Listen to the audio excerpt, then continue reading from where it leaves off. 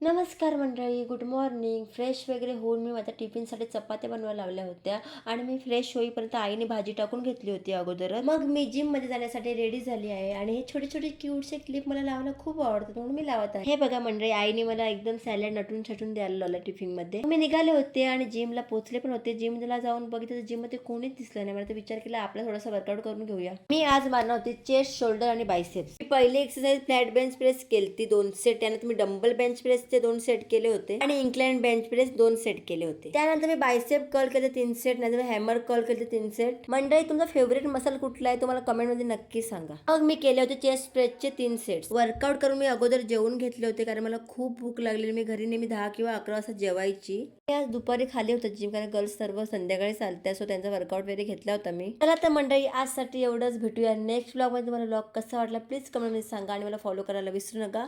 Tata, bye bye.